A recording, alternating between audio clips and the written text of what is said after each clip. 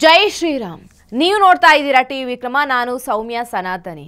ನಮ್ಮ ಟಿವಿ ವಿಕ್ರಮದ ಎಲ್ಲ ಕಾರ್ಯಕ್ರಮಗಳ ನೋಟಿಫಿಕೇಶನ್ ನಿಮಗೆ ಸಿಗಬೇಕಂತ ಹೇಳಿದ್ರೆ ನಮ್ಮ ಟಿವಿ ವಿಕ್ರಮ ಚಾನೆಲ್ ಅನ್ನು ಸಬ್ಸ್ಕ್ರೈಬ್ ಮಾಡಿ, ಹಾಗೆ ಬೆಲ್ ಬಟನ್ ಕ್ಲಿಕ್ ಮಾಡೋದನ್ನ ಖಂಡಿತ ಮರಿಬೇಡಿ.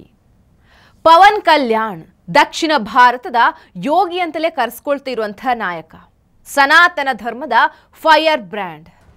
I am an unapologetic Sanatani Hindu. Let me be very clear to you guys. గౌరవించాల్సింది మీ మతాన్ని మీరు గౌరవించుకోండి. ఫస్ట్ ప్రతి హిందూ నేర్చుకోవాలి, ఇది ప్రతి హిందూ ఆత్మ పరిశీలన చేసుకోవాలి. మీరు బయటికి రావాలి. తప్పు జరుగుతూ ఉంటే కూర్చొని చేతులు కట్టుకొని మనకెందుకులే అంటే ఇలాగే ఉంటాయి. ఇది మారాలి. ఇది కూర్చొని టీటీడీ ఉద్యోగులు ఎవరైనా సరే ఇలా జరుగుతుంది అని తెలిసి కూడా కామ్గున్నారంటే మీరు మహా అపరాధం చేశారు. ఆ మహా అపరాధానికి నేను కూడా నాకు సంబంధం లేకపోయినా ఈరోజు నేను ప్రాయశ్చిత దీక్ష మొదలుపెట్టాను. ఈరోజు 11 రోజుల స్వామివారికి నేను క్షమాపణ కోరుకుంటూ దీక్ష తీసుకుంటున్నాను. ಹಿಂದೂ ಧರ್ಮದ ಫೈರ್ ಬ್ರ್ಯಾಂಡ್ ಅನಿಸಿಕೊಂಡಿರುವಂತಹ ಪವನ್ ಕಲ್ಯಾಣ್ ಪದೇ ಪದೇ ಇಡೀ ಹಿಂದೂ ಸಮುದಾಯವನ್ನ ಬಡಿದೆಬ್ಬಿಸೋ ಕೆಲಸ ಮಾಡ್ತಾ ಇದ್ದಾರೆ. ದಕ್ಷಿಣ ಭಾರತದಲ್ಲಿ ಕೇಸರಿ ಅಲೆ ಸೃಷ್ಟಿಸೋದಕ್ಕೆ ಹೊರಟಿದ್ದಾರೆ. ತಿರುಪತಿ ತಿರುಮಲ ದೇವಸ್ಥಾನದ ಲಡ್ಡುವಿನಲ್ಲಿ ಹಸುವಿನ ಕೊಬ್ಬು, ಹಂದಿಯ ಕೊಬ್ಬಿನ ಅಂಶ, ಹಾಗೆ ಮೀನಿನ ಎಣ್ಣೆ ಬಳಸಲಾಗಿದೆ ಅನ್ನೋ ಗಂಭೀರ ಆರೋಪಗಳು ಕೇಳಿ ಬಂದಾಗ ಆಂಧ್ರ ಪ್ರದೇಶದ ರಾಜಕೀಯದಲ್ಲಿ ಅಲ್ಲೋಲ ಕಲ್ಲೋಲವೇ ಸೃಷ್ಟಿಯಾಗಿತ್ತು. ಆಗ ಡಿಸಿಎಂ ಆಗಿರುವಂತಹ ಪವನ್ ಕಲ್ಯಾಣ್ ಅವರು ಸ್ವತಃ ತಾವೇ ಪಶ್ಚಾತ್ತಾಪದ ವ್ರತವನ್ನ ಮಾಡ್ತಾರೆ. ಪವನ್ ಕಲ್ಯಾಣ್ ಉತ್ತರ ಭಾರತದಲ್ಲಿ ಹೇಗೆ ಹಿಂದೂಗಳು ಒಗ್ಗಟ್ಟಾಗಿದ್ದಾರೋ ಅದೇ ರೀತಿ ದಕ್ಷಿಣ ಭಾರತದಲ್ಲೂ ಕೂಡ ಒಗ್ಗೂಡಿಸಬೇಕು ಅನ್ನೋ ಪಣ ತೊಟ್ಟಿದ್ದಾರೆ. ಹೀಗಿರುವಾಗ ಒಂದು ಮಹತ್ತರ ನಿರ್ಧಾರವನ್ನ ಪವನ್ ಕಲ್ಯಾಣ್ ತೆಗೆದುಕೊಳ್ತಾರೆ. ಈ ಬಾರಿ ಪವನ್ ಗುರಿ ಇಟ್ಟಿದ್ದು ಕೇರಳ ಹಾಗೂ ತಮಿಳುನಾಡಿನ ಮೇಲೆ. ಉತ್ತರ ಪ್ರದೇಶದಲ್ಲಿ ಯೋಗಿ ಆದಿತ್ಯನಾಥ್ ಆದ್ರೆ ದಕ್ಷಿಣದಲ್ಲಿ ಅಣ್ಣಾಮಲೈ ಹಾಗೂ ಪವನ್ ಕಲ್ಯಾಣ್ ಅಂತ ಹೇಳಲಾಗುತ್ತೆ. ದಕ್ಷಿಣ ಭಾರತದಲ್ಲಿ ಬಿಜೆಪಿ ಬಾಗಿಲು ಮುಚ್ಕೊಂಡಿದೆ. ಈಗ ಈ ಇಬ್ಬರು ನಾಯಕರು ಆ ಬಾಗಿಲನ್ನ ಮತ್ತೆ ತೆರೆಯೋ ಕೆಲಸಕ್ಕೆ ಮುಂದಾಗಿದ್ದಾರೆ. ಫೆಬ್ರವರಿ 12ನೇ ತಾರೀಕಿನಂದು ಸನಾತನ ಧರ್ಮ ಯಾತ್ರೆ ಶುರುವಾಗಿದೆ. ತಿರುಪತಿಯ ತಿಮ್ಮಪ್ಪನ ಸನ್ನಿಧಾನದಿಂದ ಮೊದಲು ಕೇರಳಕ್ಕೆ ಪವನ್ ಕಲ್ಯಾಣ್ ಹಾಗೂ ಅವರ ಬೆಂಬಲಿಗರು ಯಾತ್ರೆಯನ್ನು ನಡೆಸ್ತಾರೆ. ಕೇರಳದಲ್ಲಿನ ಪ್ರಮುಖ ದೇವಾಲಯಗಳಿಗೆ ಭೇಟಿ ನೀಡಿ ನಂತರ ತಮಿಳುನಾಡಿನ ಕಡೆ ಹೋಗಲಿದ್ದಾರೆ. ಅಲ್ಲಿನ ಪ್ರಮುಖ ದೇವಾಲಯಗಳಿಗೂ ಹೋಗಿ ದರ್ಶನವನ್ನು ಪಡೆಯುತ್ತಾರೆ. ತಮಿಳುನಾಡಲ್ಲಿ ಪವನ್ ಕಲ್ಯಾಣ್ ಅವರಿಗೆ ಅಣ್ಣಾಮಲೈ ಕೂಡ ಸಾಥ್ ನೀಡಲಿದ್ದಾರೆ. ಒಟ್ಟು 4 ದಿನ ಈ ಯಾತ್ರೆ ನಡೆಯುತ್ತೆ.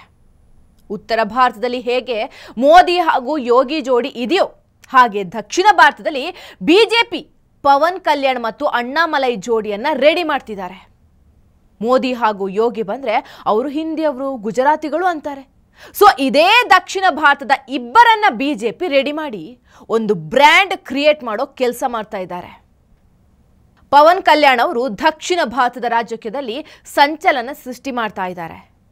ಪವನ್ ಎನ್ಡಿಎ ಜೊತೆ ಮೈತ್ರಿಗೆ ಒಪ್ಕೊಳ್ಳೋದಕ್ಕೂ ಮುನ್ನ ಆಂಧ್ರ ಪ್ರದೇಶದಲ್ಲಿ ಬಿಜೆಪಿಯ ಪರಿಸ್ಥಿತಿ ಹೇಗಿತ್ತು? ಅಫ್ಕೋರ್ಸ್ ಏನೇನೂ ಇರಲಿಲ್ಲ. ಈವನ್ ತೆಲುಗು ದೇಶಂ ಪಾರ್ಟಿ ಕೂಡ ಅದೇ ಸ್ಥಿತಿಯಲ್ಲಿತ್ತು. ಚಂದ್ರಬಾಬು ನಾಯ್ಡು ಸಾಕಷ್ಟು ವರ್ಷಗಳಿಂದ ಅಧಿಕಾರ ಕಳ್ಕೊಂಡು ಕೂತಿದ್ರು. ಯಾವುದೇ ಅವಕಾಶ ಇರಲಿಲ್ಲ. ಆಗ ಪವನ್ ಕಲ್ಯಾಣ್ ಚಂದ್ರಬಾಬು ನಾಯ್ಡು ಹಾಗೂ ಮೋದಿ ಅವರನ್ನ ಕೂರಿಸಿ ಮಾತುಕತೆ ನಡೆಸ್ತಾರೆ. ಆ ಒಪ್ಪಂದ ಆಗಿ ಇಬ್ರು ಒಂದಾದ್ಮೇಲೆ ಆಂಧ್ರ ಪ್ರದೇಶದಲ್ಲಿ ಎನ್ಡಿಎ ಸರ್ಕಾರವನ್ನ ರಚನೆ ಮಾಡಿದ್ದು. ಈ ಘಟಬಂಧನದ ಆರ್ಕಿಟೆಕ್ಚರ್ ಪವನ್ ಕಲ್ಯಾಣ್ ಅಂದ್ರೆ ತಪ್ಪಾಗೋದಿಲ್ಲ. ನಂತರ ಆಂಧ್ರ ಪ್ರದೇಶದಲ್ಲಿ ಎನ್ಡಿಎ ಸರ್ಕಾರ ಮಾಡುತ್ತೆ. ಚಂದ್ರಬಾಬು ನಾಯ್ಡು ಸಿಎಂ ಆಗ್ತಾರೆ, ಪವನ್ ಕಲ್ಯಾಣ್ ಡಿಸಿಎಂ ಆಗ್ತಾರೆ. ಆಗ ಪವನ್ ತಮ್ಮ ಭಾಷಣದಲ್ಲಿ ಒಂದು ಮಾತು ಹೇಳ್ತಾರೆ, ಐ ಆಮ್ ಆನ್ ಅನ್ಅಪಾಲಜೆಟಿಕ್ ಸನಾತನಿ ಹಿಂದೂ ಅಂತ. I am an unapologetic Sanatani Hindu. Let me be very clear to you guys.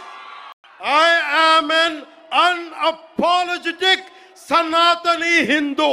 Let me be very clear to you guys. ಇಂಥ ನಾಯಕ ಈಗ ಕೇರಳಕ್ಕೆ ಹೋಗಿದ್ದಾರೆ. ಕೇರಳದ ಪೊಲಿಟಿಕ್ಸ್ ನೋಡೋದಾದ್ರೆ ಅಲ್ಲಿ ಎಡಪಂಥ್ಯ ಇದೆ, ಆದರೆ ಬಲಪಂಥ್ಯ ಇಲ್ಲ.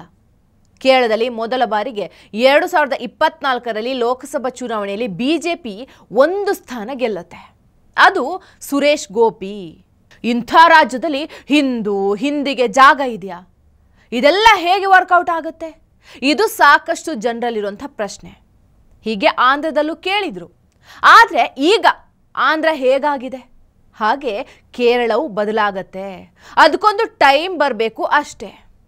ಇತ್ತ ತಮಿಳುನಾಡಲ್ಲಿ ಕೂಡ ಪವನ್ ಜೊತೆ ಅಣ್ಣಾಮಲೈ ಸೇರ್ಕೊಳ್ತಾರೆ.